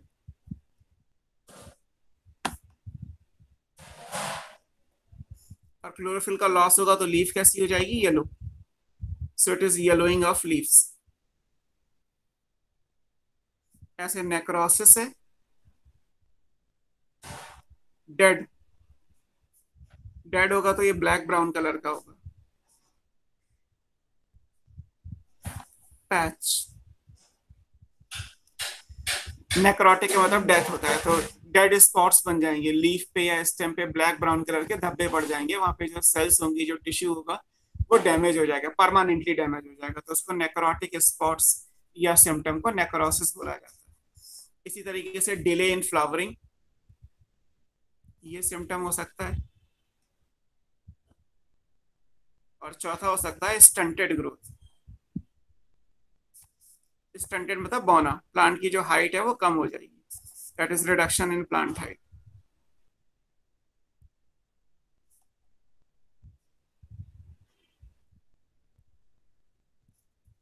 तो ये सारे सिम्टम्स हैं जो अपीयर हो सकते हैं, जो आपको याद रखने हैं. तो ये डेफिशिएंसी सिम्टम्स के बारे में हो गया, ये दे रखा है. इसके बाद एक छोटा सा पैराग्राफ दे रखा है, टॉक्सिसिटी ऑफ माइक्रो न्यूट्रिएंट्स. वैसे तो टॉक्सिसिटी किसी भी न्यूट्रिएंट की हो सकती है, बट फिर भी माइक्रो न्यूट्रिएंट की टॉक्सिसिटी प्लांट्स में कॉमन है. या ये कह लीजिए कि एनसीईआरटी या सिलेबस में आपको टॉक्सिसिटी ऑफ माइक्रो न्यूट्रिएंट की ही पढ़नी है. अब ये टॉक्सिसिटी का क्या क्राइटेरिया है? अभी तो डेफिशिएंसी की बात थी, जैसे मैंने लिखा था ना, क्रिटिकल कॉन्सेंट्रेशन में अबव और बिलो. तो डेफिशिएंसी है तो ऑब्वियस सी बात है कम से ही होगी. टॉक्सिसिटी है तो ऑब्वियस सी बात है ज्यादा से होगी. तो ऐसे ऊपर का एक लेवल बना लीजिए कि अगर हम कॉन्सेंट्रेशन बढ़ाते चले जाएं तो कब प्लांट की टॉक्सिसिटी अपीयर होती है. और टॉक्सिसिटी क्यों हमेशा माइक्रो न्यूट्रिएंट की आप पढ़ते हैं, मैक्रो की भी तो हो सकती है. ऐसे न्यूट्रिएंट्स हमारी बॉडी के भी होते हैं. मान लीजिए हमारी बॉडी में आप कैल्शियम की 4 टैबलेट ले लीजिए, उससे कोई फर्क नहीं पड़ेगा. कैल्शियम एक मैक्रो न्यूट्रिएंट हमारी बॉडी के लिए है, और कैल्शियम हमारी बॉडी में ज्यादा हो गया तो नुकसान नहीं देगा. लेकिन अगर आपने जिंक बॉडी में ज्यादा हो गया तो नुकसान पड़ेगा, आयरन ज्यादा हो गया तो नुकसान पड़ेगा. तो जो, क्योंकि हमने पढ़ा लॉ ऑफ मिनिमम, जो कम क्वांटिटी में चाहिए होता है वो हमारे लिए ज्यादा क्रिटिकल होता है. अब कम क्वांटिटी में चाहिए तो कम क्वांटिटी का थोड़ा सा ऊपर ज्यादा होगा. मैथमेटिक्स के हिसाब से क्या होगा, वैल्यू ज्यादा होगी. 10 के ऊपर अगर आप 11 बना रहे हो तो आपके हिसाब से फर्क नहीं पड़ रहा. बट अगर आप 0.01 के ऊपर 0.02 लिख रहे हो तो बहुत फर्क पड़ेगा, है ना. ऐसा इसलिए पड़ेगा कि 0.01 एक बहुत कम क्वांटिटी है, और कम क्वांटिटी के हिसाब से अगर आप लिखोगे 0.02 तो वो दुगनी हो गई. जबकि आपने 10 के ऊपर 11 रखा तो सिर्फ 10% इंक्रीज हुआ, जबकि 0.01 के ऊपर 0.02 लिखा तो 100% इंक्रीज हुआ. तो जो क्वांटिटी में कम होता है वो हमारे लिए ज्यादा प्रॉब्लमेटिक होता है. इसलिए प्लांट के लिए भी ऐसा ही है कि मिनरल की टॉक्सिसिटी होती है. अब अपीयर कब होगी? टॉक्सिसिटी तब अपीयर होगी जब 10% ड्राई वेट के अंदर रिडक्शन आ जाए. मान लीजिए आप एक प्लांट को कॉन्सेंट्रेशन दे रहे हैं, हमने एक प्लांट लिया, उसको हमने 1 मिलीमोल दिया फॉर एग्जांपल, 2 मिलीमोल दिया, 5 मिलीमोल दिया, 10 मिलीमोल दिया, 15 मिलीमोल दिया. ऐसे हमने एक अलग अलग प्लांट्स को अलग अलग कॉन्सेंट्रेशन के सोल्यूशन दे दिए. तो जिस पर्टिकुलर कॉन्सेंट्रेशन पे हमें लगे कि प्लांट के ड्राई वेट में 10% रिडक्शन हो गया, प्लांट का ड्राई वेट 10% कम हो गया, उस पर्टिकुलर कॉन्सेंट्रेशन को टॉक्सिक कॉन्सेंट्रेशन का नाम दिया गया. क्रिटिकल, जैसे वहां क्रिटिकल था ऐसे यहाँ पे टॉक्सिक आएगा. टॉक्सिटी का मतलब है व्हेन रिडक्शन is 10% significant.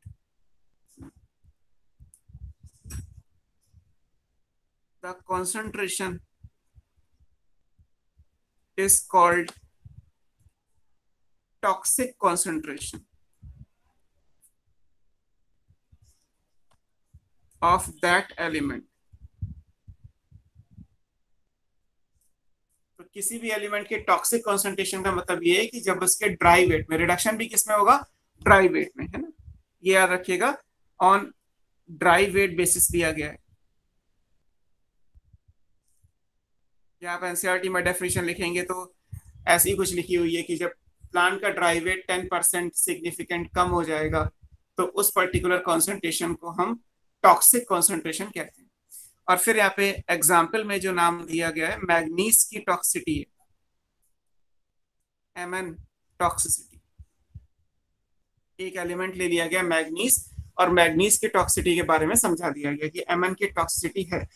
अब एक्चुअली Mn के साथ प्रॉब्लम क्या है, ये भी एनसीईआरटी में लिखा है कि टॉक्सिक कॉन्सेंट्रेशन या जो टॉक्सिटी होती है उसकी डिस्कवरी या उसका रिपोर्ट बहुत बाद में पता चला।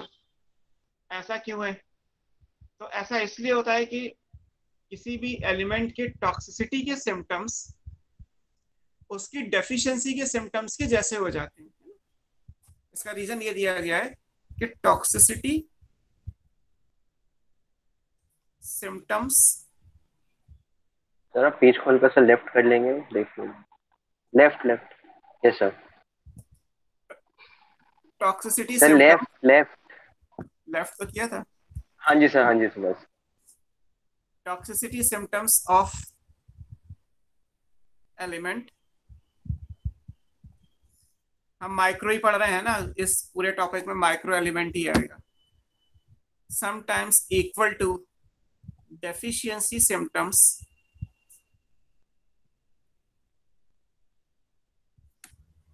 Of an element.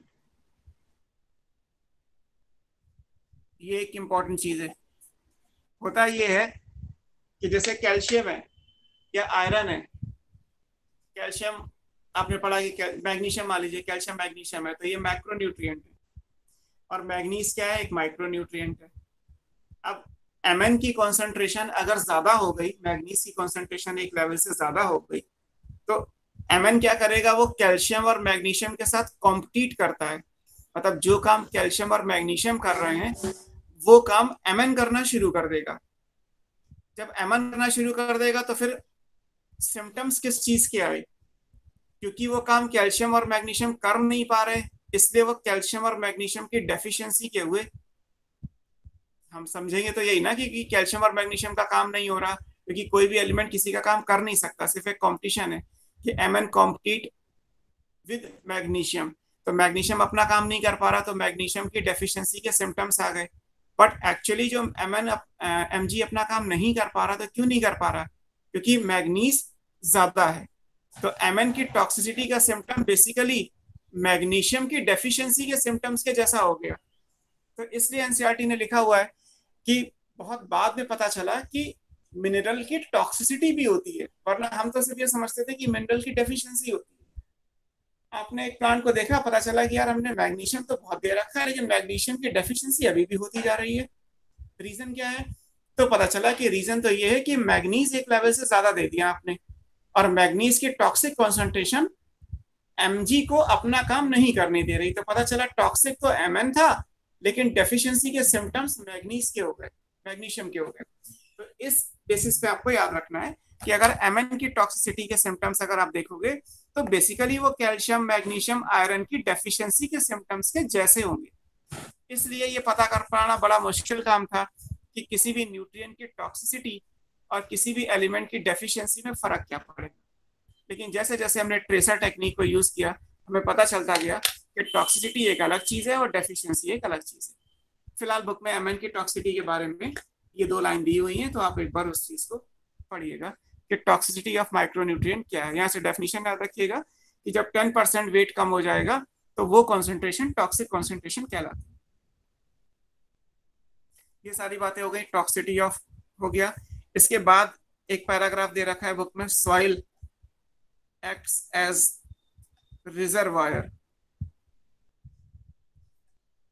of all elements। Plant के लिए जो एलिमेंट्स का सोर्स है, मिनरल्स का जो सोर्स है वो क्या है, सॉइल। प्लांट्स को जितने भी न्यूट्रिएंट्स मिलते हैं वो कहाँ से मिलते हैं, सॉइल से मिलते हैं। तो इसलिए दिया है कि सॉइल एक रिजर्वायर का काम करता है प्लांट्स के लिए। सारे एलिमेंट्स आपको कहाँ मिलेंगे, ये प्लांट्स को जो मिलेंगे वो सॉइल से मिल जाएंगे। तो इस पॉइंट ऑफ व्यू से ये दे रखा है कि soil act as a reservoir. यहाँ पे जो वर्ड दे रखे हैं वो मिनरल का जो मूवमेंट होता है वो फ्लक्स कहलाता है। फ्लक्स का मतलब है अपटेक और रिलीज ऑफ मिनरल्स। और इस फ्लक्स में दो नाम दे रखे हैं, इनफ्लक्स या इफ्लक्स। या तो मिनरल प्लांट के या सेल के अंदर आएंगे तो इनफ्लक्स कहलाएगा, या मिनरल को बाहर दिया जाएगा तो इफ्लक्स कहलाएगा। तो ये फ्लक्स एक पैराग्राफ दे रखा है, वो याद रखना। और दूसरी चीज की मिनरल का एब्जॉर्प्शन कैसे होता है, वो आपने पिछली क्लास में पढ़ा ही था। मिनरल एक्टिव एब्जॉर्प्शन में आते हैं, मिनरल्स एक्टिवली एब्जॉर्ब होते हैं। और ट्रांसलोकेट कैसे होंगे वो भी कराया था कि मिनरल का जो ट्रांसलोकेशन है वो कैसे होगा, वो थ्रू जाइलम होगा bye transpiration stream.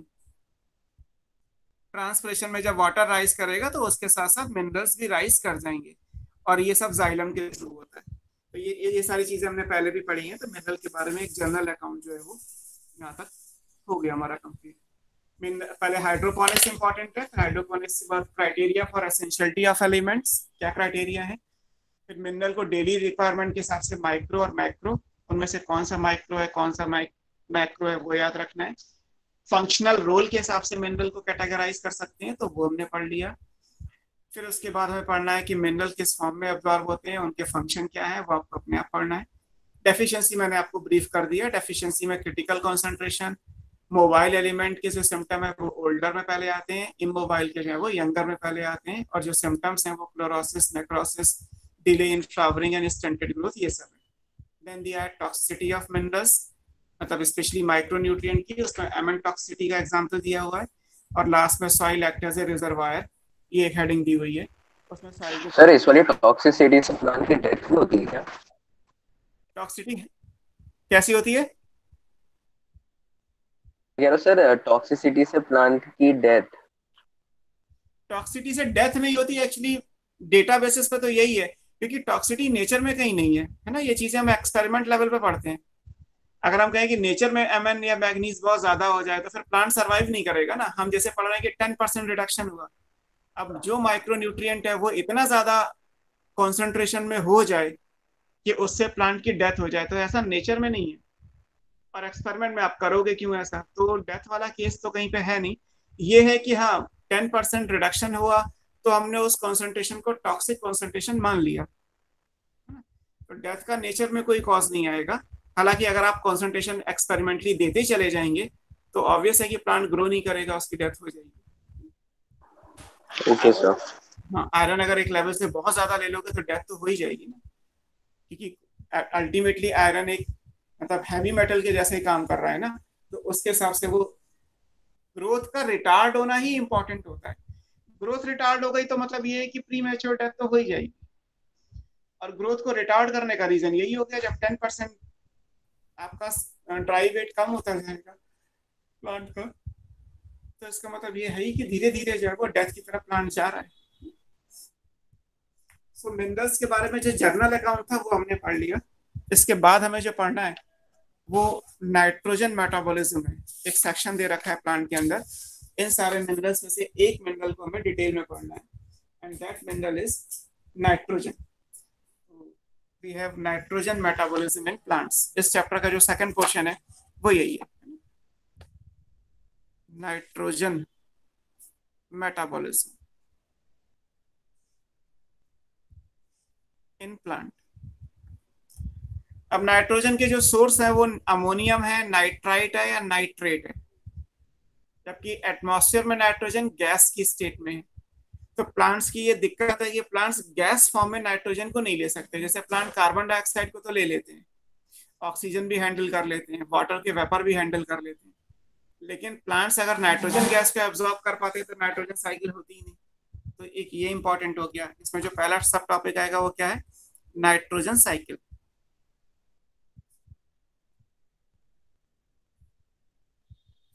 Nitrogen cycle का मतलब क्या है, एटमॉस्फेयर में जो नाइट्रोजन है वो किस फॉर्म में है, गैस फॉर्म में। तो एटमॉस्फेयर में तो नाइट्रोजन गैस स्टेट में है, बट प्लांट किस फॉर्म में लेके आते हैं? अपनी आयनिक स्टेट में। तो सबसे पहले क्या होगा कि जो एटमॉस्फेयर में नाइट्रोजन गैस है उसको माइक्रोब की द्वारा बायोलॉजिकल नाइट्रोजन फिक्सेशन होगा, बायोलॉजिकली नाइट्रोजन का फिक्सेशन किया जाएगा। बायोलॉजिकली क्या मतलब है? माइक्रोब ये काम करेंगे। और जब फिक्सेशन होगा तो बनेगा क्या? अमोनियम आयन बनेगा, NH4 पॉजिटिव। और ये कहाँ आ गया? अब सॉइल में। तो जो एटमॉस्फेयर में नाइट्रोजन गैस थी उसको बायोलॉजिकली माइक्रोब ने फिक्स करके सॉइल में अमोनियम आयन में कन्वर्ट कर दिया। तब conversion of atmospheric nitrogen gas into ammonium ion in soil is called biological nitrogen fixation if done by the help of micro. अगर ये काम माइक्रो ऑर्गेनिज्म करते हैं तो उसको हम ये बायोलॉजिकल नाइट्रोजन फिक्सेशन बोलते हैं। अब इसके बाद क्या होगा? अमोनियम आयन पहले कन्वर्ट होता है नाइट्राइट में, NO2 नेगेटिव इन सॉइल, और उसके बाद ये कन्वर्ट होता है NO3 नेगेटिव नाइट्राइट में। नाइट्राइट और नाइट्रेट बन गए, ये भी सॉइल में आ गए। ये 2 स्टेप में कंप्लीट हुआ। इस पूरे प्रोसेस को अगर देखा जाए तो ये कहलाता है नाइट्रिफिकेशन। नाइट्रिफिकेशन एक 2 स्टेप प्रोसेस है जिसमें अमोनियम आयन को पहले नाइट्राइट में कन्वर्ट किया जाएगा, उसके बाद नाइट्रेट में किया जाएगा। ये भी माइक्रोब करेंगे और ऐसे माइक्रोब फिर नाइट्रीफाइंग बैक्टीरिया कहलाएंगे। इनके नाम अलग अलग हैं। इस स्टेप पे जो है वो याद रखना है आपको। ये नाइट्रोसोमोनास,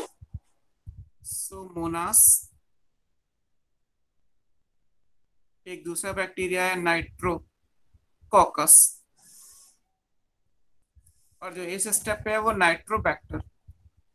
ये काफी पूछे जाते हैं, क्वेश्चंस इंपॉर्टेंट हैं कि conversion of nitrite into nitrate कौन करेगा? तो नाइट्रोबैक्टर।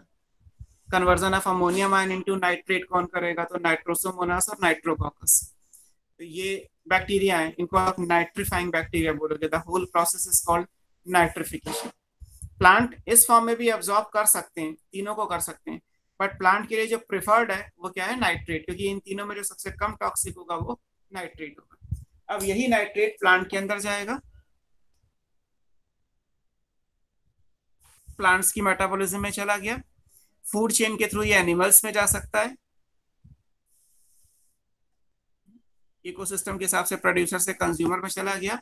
प्लांट और एनिमल की जब डेथ होगी तो इन दोनों की प्रोटीन जो है वो वापस सड़ के टूटने के बाद अमोनियम आयन में चेंज हो जाएगी, है ना?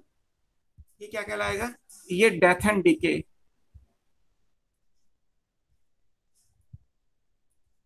कि प्लांट और एनिमल के डेथ एंड डिके के बाद क्या होगा? ये वापस अमोनियम आयन में लौट के आएगा।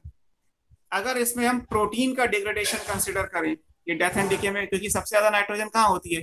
प्रोटीन में होती है। तो अगर हम इसे प्रोटीन की फॉर्म में कंसिडर कर रहे हैं कि ये प्रोटीन का डिग्रेडेशन कॉज कर रहा है, इन दैट केस फिर क्या होगा? हम यहां लिख देते हैं प्रोटीन डिग्रेडेशन।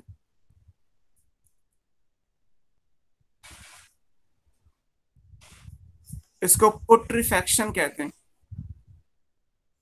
जैसे किसी भी डेड बॉडी के सड़ने पे स्मेल आती है, तो क्यों आती है? क्योंकि उसकी जो प्रोटीन है वो डिकम्पोज होती है, और जब प्रोटीन डिकम्पोज होगी तो उसको हम पुट्रिफैक्शन बोलते हैं।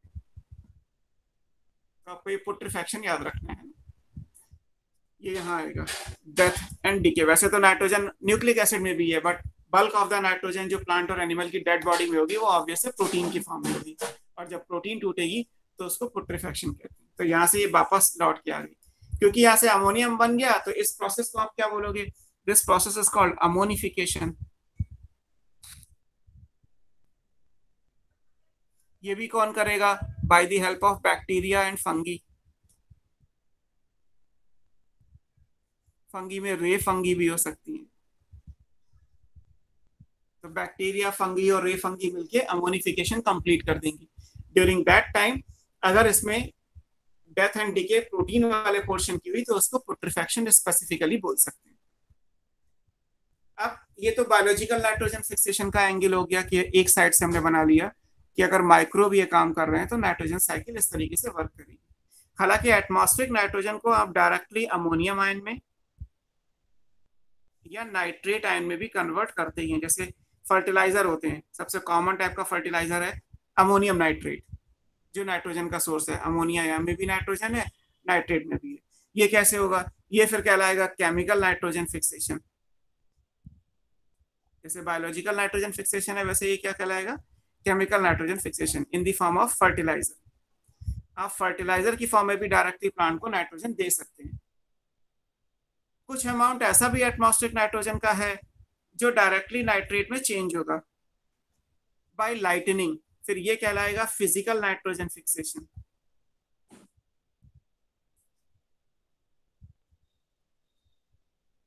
This is by the help of lightning. Lightning के टाइम पे भी इतनी एनर्जी है कि एटमॉस्फेरिक नाइट्रोजन को डायरेक्टली नाइट्रेट में चेंज किया जा सके। तो बेसिकली नाइट्रोजन का जो फिक्सेशन है वो तीनों तरीके से हो सकता है, फिजिकल, केमिकल, बायोलॉजिकल।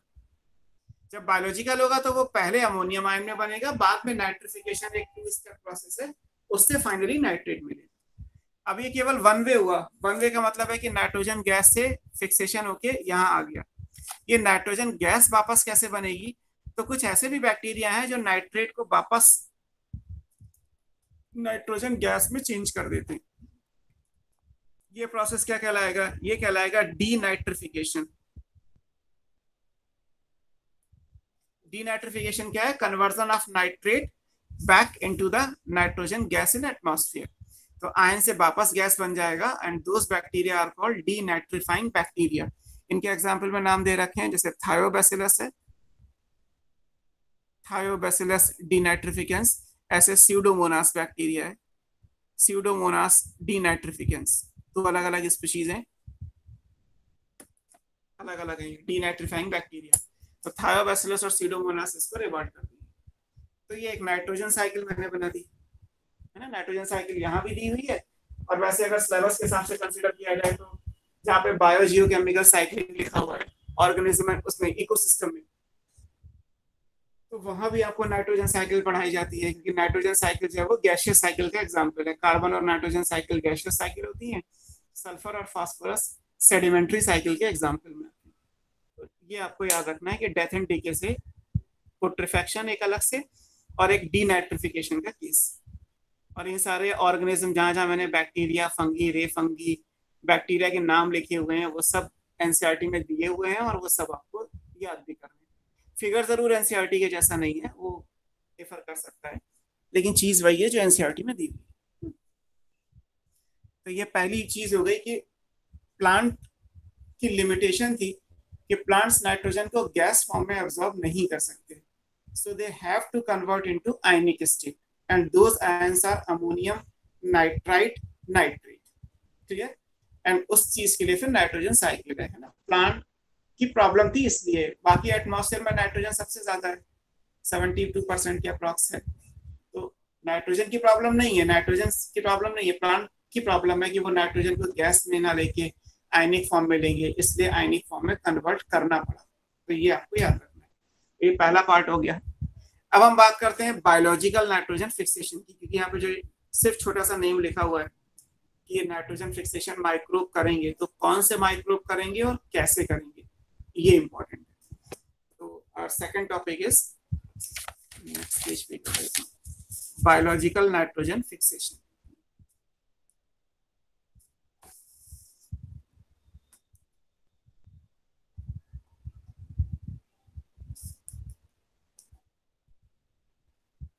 इसमें बस आपको ये पढ़ना है कि कौन कौन से बैक्टीरिया या साइनोबैक्टीरिया हैं जो नाइट्रोजन फिक्सेशन करते हैं।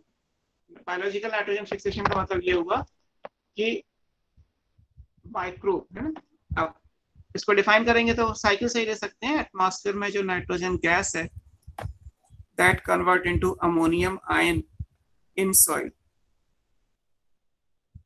और ये कौन करेगा? By microbes. तो बेसिकली हमें वो माइक्रोब पढ़ने हैं जो ये काम करते हैं ना। अब कौन कौन से करते हैं, क्या क्या एग्जाम्पल हैं बायोलॉजिकल नाइट्रोजन फिक्सेशन के। मैं अपनी सिंप्लिसिटी के लिए, जैसे आप याद कर सकें उस तरीके से करा देता हूं आपको। हम एक कैटेगरी बना लेते हैं बैक्टीरिया की। मान लीजिए माइक्रो बैक्टीरिया है जो नाइट्रोजन फिक्सेशन करेगा। तो बैक्टीरिया नाइट्रोजन फिक्सेशन दोनों तरीके से करते हैं, सिम्बायोटिकली भी करते हैं और फ्री लिविंग भी हो सकते हैं। सिम्बायोटिक मैनर हो सकता है या फ्री लिविंग हो सकता है ना? ये दिए हुए हैं। अब अगर आप सिम्बायोटिक की बात करेंगे तो बैक्टीरिया सिम्बायोसिस करेगा तो सिम्बायोसिस म्यूचुअली बेनिफिशियल होता है, तो उसके हिसाब से आपको याद रखना है कि बैक्टीरिया में सिम्बायोटिक नाइट्रोजन फिक्सेशन कहाँ कहाँ पे, वो एक चीज इंपॉर्टेंट हो जाएगी। तो सिम्बायोटिक नाइट्रोजन फिक्सेशन हमने खैर पीछे का तो भी ज्यादा कुछ पढ़ा नहीं है। आप इस तरीके से मान सकते हैं कि राइजोबियम आपने पढ़ा होगा, एक एग्जाम्पल ये तो पढ़ा ही है, राइजोबियम इसी चैप्टर में आपको आगे पढ़ना है। वो किसके साथ करता है? रूट्स ऑफ लेग्यूम्स, जो लेग्यूमिनस प्लांट की रूट्स हैं उनके साथ करता है एज रूट नोड्यूल। अभी आप यही पढ़ेंगे इसके बाद कि एक रूट नोड्यूल कैसे बनता है। इसी तरीके से एक बैक्टीरिया, अगर आप, ये राइजोबियम हो गया, इसके अलावा फ्रैंकिया, ये भी करेगा but roots of non legumes, legumes के अलावा जो प्लांट है उनके साथ बनेगा यहां भी रूट नोड्यूल। और इस नॉन लेग्यूम के एग्जाम्पल क्या क्या है? नॉन लेग्यूम में एलनस, ये प्लांट का नाम है, ट्री है ये, कैजुराइना, दो नाम याद कर सकते हैं। तो सिम्बायोटिक के दो एग्जाम्पल मैंने लिख दिए, राइजोबियम का higher roots of leguminous plant और फ्रैंकिया का roots of non leguminous plant. ये सिम्बायोटिक बैक्टीरियल नाइट्रोजन फिक्सेशन हो गया। अगर बैक्टीरिया फ्री लिविंग सॉइल में है और नाइट्रोजन फिक्सेशन कर रहे हैं, देन फिर दो ऑप्शन है यहाँ पे, या तो ये एरोबिक हो सकते हैं या एनारोबिक हो सकते हैं।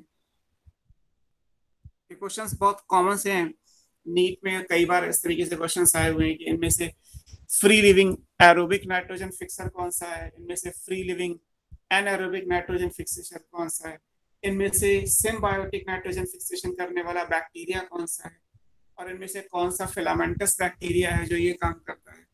तो ये इस तरीके से क्वेश्चंस पूछे जाते हैं ना। फ्रैंकिया एक फिलामेंटस बैक्टीरिया।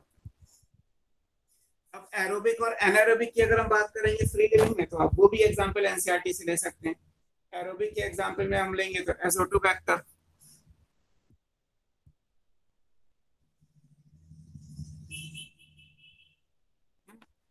और एजोटोबैक्टर हो गया। इसके अलावा देखा जाए तो एजोस्पारुलम हो गया।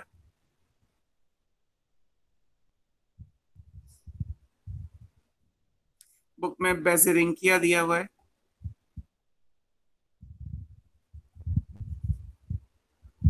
ये एनारोबिक के एग्जांपल में जो है वो रोडोस्पारुलम,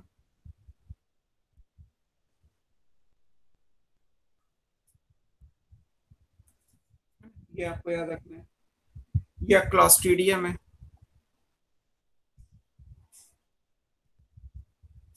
ये याद रखना है। तो एरोबिक और एनारोबिक बैक्टीरिया कौन कौन से हैं वो इंपॉर्टेंट हो गए। बैक्टीरिया के अलावा दूसरा ग्रुप जो नाइट्रोजन फिक्सेशन करता है वो साइनोबैक्टीरिया है, cyanobacteria BGA, blue green algae. यहां भी वैसे ही दो ऑप्शन है, या तो सिम्बायोटिक होगा, सिम्बायोटिक में एग्जांपल क्या क्या है। अब जो इंपॉर्टेंट है उसमें अगर हम बीजीए नॉस्टॉक लेते हैं और एनाबिना, तो ये आपको मिलेंगे साइकस में, साइकस की कोरोलाइड रूट।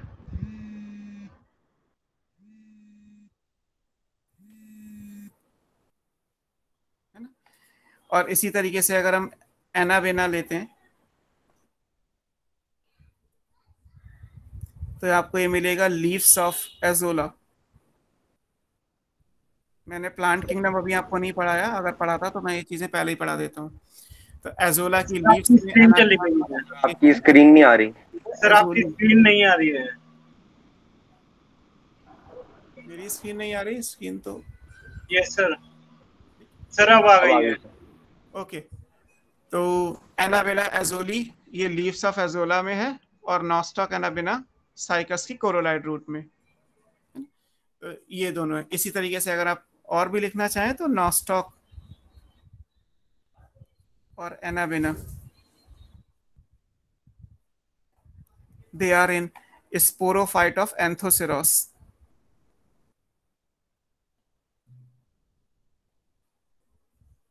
एंथोसेरोस आप जानते होंगे, एंथोसेरोस एक ब्रायोफाइट है।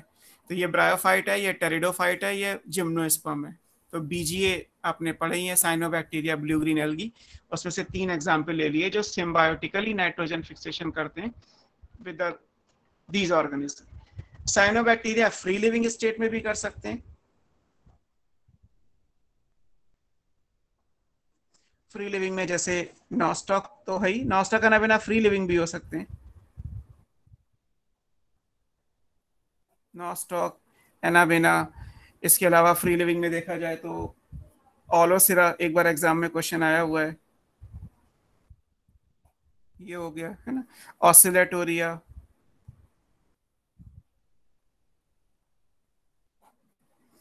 तो ये सब फ्री लिविंग स्टेट में जो है वो फिक्सेशन कर लेते हैं। तो जैसे मैंने ये आप पढ़ाने के तरीके के हिसाब से है कि भाई जैसे आपको याद आ जाए, बाकी बुक में थ्योरेटिकल लिखा हुआ है कि कौन से बैक्टीरिया, कौन से साइनोबैक्टीरिया, कौन से सिम्बायोटिक, कौन से फ्री लिविंग स्टेट में, फिर फ्री लिविंग में एरोबिक, एनारोबिक। बीजीए सारी एरोबिक होती हैं, तो बीजीए में कोई एनारोबिक वाला कॉलम नहीं है, सब एरोबिक ही होती है। तो ये सब है। तो या तो बैक्टीरिया करेगा नाइट्रोजन फिक्सेशन या फिर साइनोबैक्टीरिया करेगा। जहां भी बायोलॉजिकल नाइट्रोजन फिक्सेशन लिखा है वहां पर डेफिनेटली बैक्टीरिया या साइनोबैक्टीरिया में से कोई भी एक ग्रुप इस काम को करेगा। एक थर्ड केस लाइकेन का भी हो सकता है। अगर आप लाइकेन को पहले से पढ़ेंगे तो लाइकेन में आपने पढ़ा होगा कि लाइकेन में एल्गल पार्टनर फाइकोबायोंट होता है और फंगल पार्टनर माइकोबायोंट कहलाता है। तो फंगी तो नाइट्रोजन फिक्सेशन नहीं करती है बट एल्गी कर सकती हैं। कंडीशन इज कि वो एल्गी ब्लू ग्रीन एल्गी हो, ये हो, है ना। तो लाइकेन भी नाइट्रोजन फिक्सेशन कर लेगा इफ फाइकोबायोंट जो एल्गल पार्टनर है इज ए बीजीए। अगर लाइकेन में फाइकोबायोंट बीजीए है तो नाइट्रोजन फिक्सेशन वो भी कर लेगा। तो बायोलॉजिकल नाइट्रोजन फिक्सेशन जो नाइट्रोजन साइकिल में यहाँ लिखा गया इतना सा, तो इतने से टॉपिक को डिटेल में अगर आप पढ़ोगे तो ये पूरा पेज है कि कौन कौन से ऑर्गेनिज्म किस किस तरीके से नाइट्रोजन फिक्सेशन नेचर में कर सकते हैं। हाँ, थोड़ा सा पेज ऊपर कर लीजिए। एक एग्जांपल जो सबसे पहले लिखा है कि rhizobium plant, rhizobium bacteria plant में लेग्यूमिनस प्लांट की रूट में रूट नोड्यूल कैसे बनाता है। तो इसके बाद इसी हेडिंग में एनसीईआरटी में आप देखेंगे तो 3rd नंबर पे दिया हुआ है कि नोड्यूल का फॉर्मेशन कैसे होता है, एक रूट नोड्यूल एक्चुअली कैसे बनता है, वो इंपॉर्टेंट है।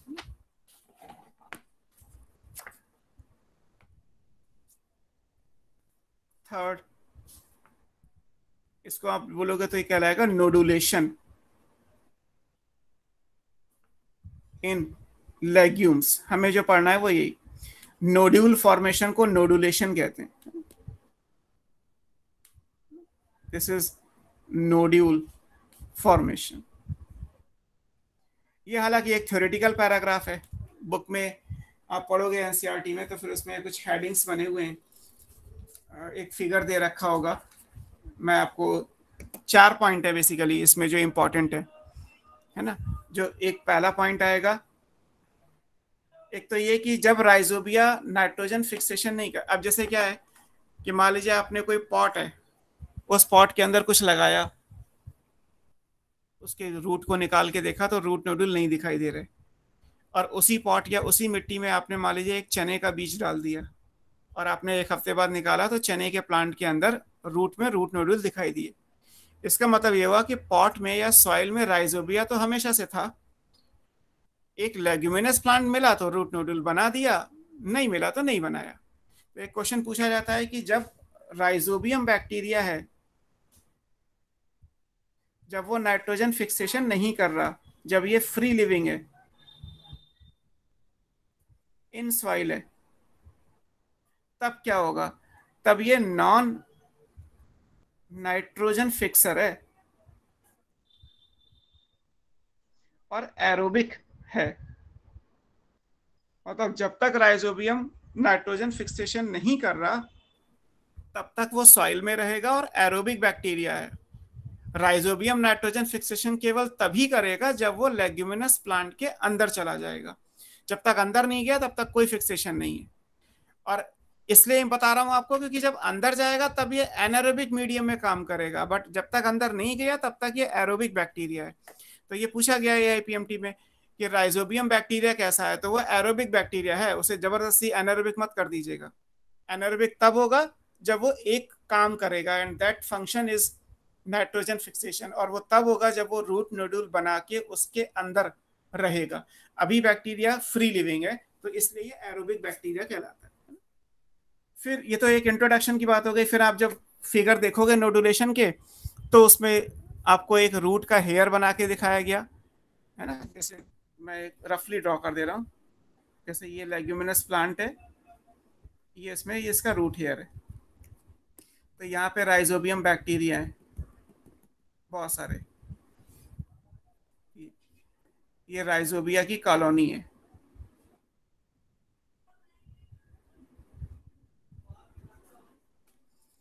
तो यहाँ जब तक ये सॉइल में प्रेजेंट है तब तक वो इस कैटेगरी का है ना। ये लेग्यूमिनस प्लांट का रूट हेयर है। तो जैसे ही राइजोबियम बैक्टीरिया रूट हेयर के कांटेक्ट में आएगा, यहाँ केमिकल रिएक्शन होगी और ये बैक्टीरिया जो है वो रूट हेयर के अंदर जाएंगे। तो ये कहलाएगा इन्वेजन। इन्वेजन मतलब इन्वेड करके अंदर जाना, invasion of bacteria into root hair. और जब यहाँ पहुंच जाएगा तब क्या होगा, यहाँ पहुंचने के बाद यहाँ पे रूट हेयर कर्ल कर जाएगा, और यहाँ पे जैसे ये राइजोबिया बैक्टीरिया है, तो जब यहाँ से एंटर किया तो यहाँ से ये बैक्टीरिया डिवाइड करके इसके अंदर ग्रो करेगा, रूट हेयर के अंदर, है ना। तो ये इस तरीके से ग्रो करेगा, ये कहलाता है curling of root hair. Curl कर गया।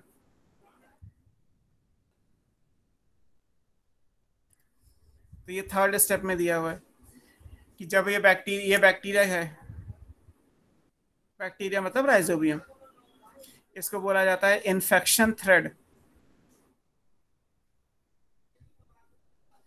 राइजोबिया बैक्टीरिया ने केमिकल, यहाँ पे केमिकल रिएक्शन होगी,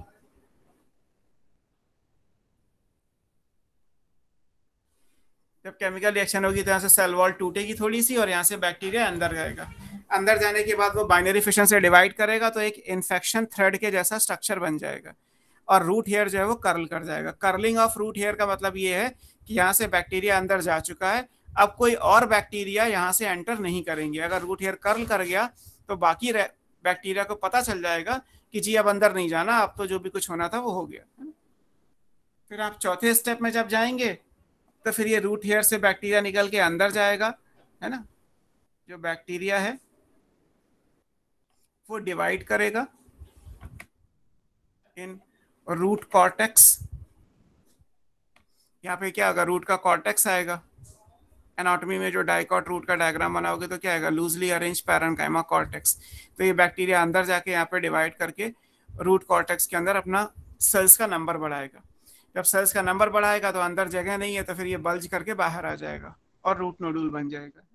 तो बैक्टीरिया डिवाइड करेगा रूट कॉर्टेक्स के अंदर, एंड कॉर्टेक्स डिवाइड करने के लिए क्या चाहिए, डिवाइड करने के लिए दो प्लांट हार्मोन चाहिए, ऑक्सिन और साइटोकाइनिन। ये प्लांट ग्रोथ एंड डेवलपमेंट में दिया ही है कि जब सेल डिवीजन, सेल इलॉन्गेशन होता है तो दो प्लांट हार्मोन की जरूरत पड़ती है, ऑक्सिन की और साइटोकाइनिन की। तो ये इंपॉर्टेंट है कि इन्फेक्शन थ्रेड बना, इन्फेक्शन थ्रेड जो है वो कॉर्टेक्स की सेल्स में गया, वहां जाके ब्रांच किया, वहां जाके बैक्टीरिया बड़े हुए, और बड़े होने के बाद जो है वो ये डिवाइड करना शुरू किए। जब डिवीजन हो जाएगा तो फिर यहाँ से एक रूट नोड्यूल बन जाएगा।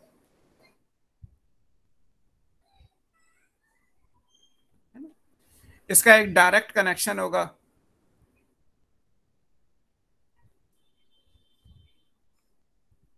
जो भी रूट में जाइलम होगा और फ्लोएम होगा, वहां से रूट नोड्यूल को एक डायरेक्ट सप्लाई जाएगी ताकि उसे न्यूट्रिशन की कोई प्रॉब्लम ना हो, तो एक रूट नोड्यूल बन जाएगा।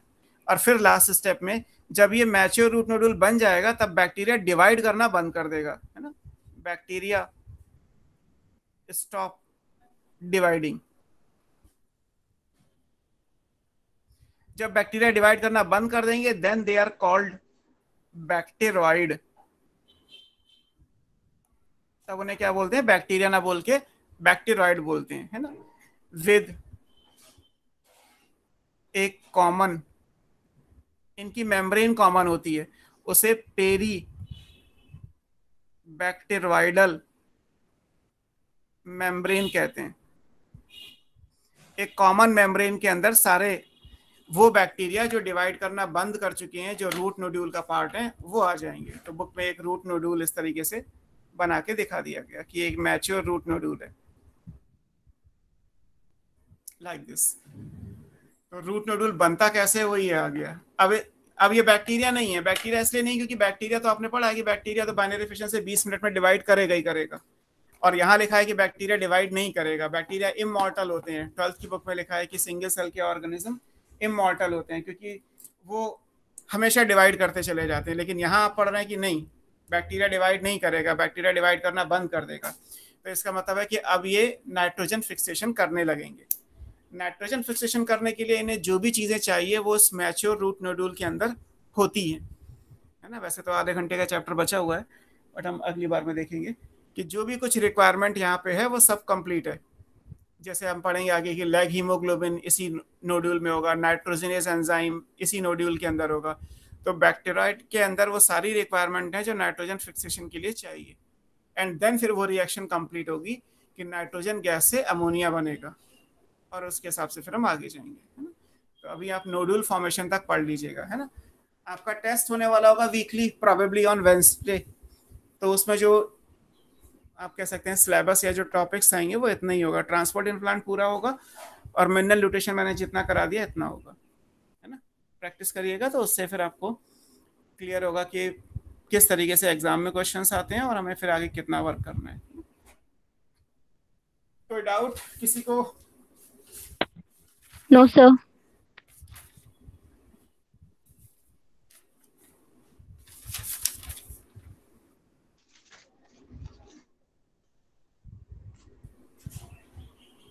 Any query?